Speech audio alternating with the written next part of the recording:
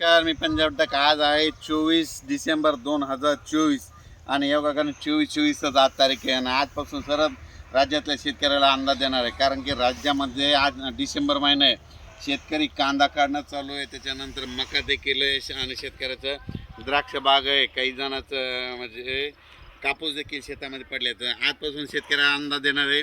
आज 24 आणि 25 दरम्यान राज्यामध्ये फक्त म्हणजे नगर जिल्हा झालं, संभाजीनगर झालं, जळगाव जिल्हा, बुलढाणा जिल्ह्यात मध्यरात्री 1-2च्या सुमारात थोडाफार पाऊस येणार, रिमझिम अंदाज लक्षात येतात.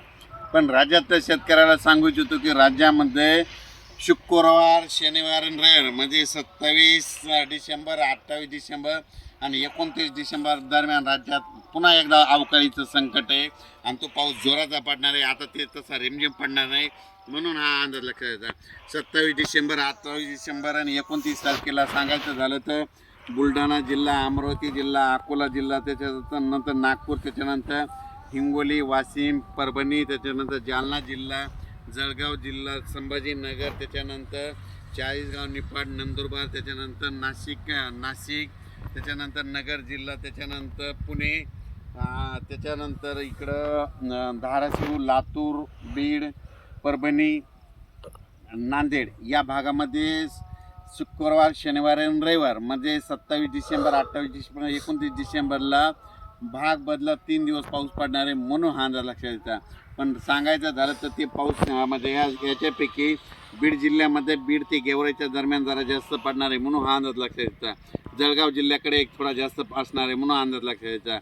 कन्नडकडे एक जास्त राहणार आहे, त्याच्यानंतर सिंदखेड राजा बुलढाणा जिल्ह्याकडे जास्त राहणार आहे, म्हणून हा अंदाज लक्षात यायचा. संभाजीनगरकडे देखील राहणार आहे, म्हणून हे लक्षात घ्यायचं. जळगाव जिल्ह्यात देखील जास्त राहणार हे लक्षात यायचं.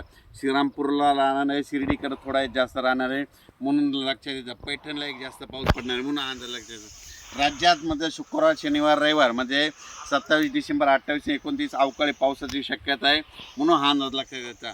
अचानक वातावरणात बदल झाला तर लगेच एक मेसेज द्यायला जाईल. 31 तारखेपासून परत राज्यामध्ये थंडीला सुरुवात होणार आहे, म्हणून हे अंदाज लक्षात घ्यायचा. बऱ्याच शेतकऱ्याला सांगू इच्छितो की तुम्ही काय करा, आता तुमच्याकडे हरभरा असेल की आता हा म्हणजे आभाळ असल्यामुळे त्याच्या आळी येते, एक चांगलं कीटकनाशक आणि चांगलं बुरशीनाशक मारा. हे पाहू शकता, माझा हे 18 एकरचा प्लॉट आहे आणि या ठिकाणी शेतकऱ्यासाठी अंदाज दिलेला आहे आणि परत अचानक उद्या लगेच एक मेसेज दिला जाईल. धन्यवाद. आता 1 मिनिट.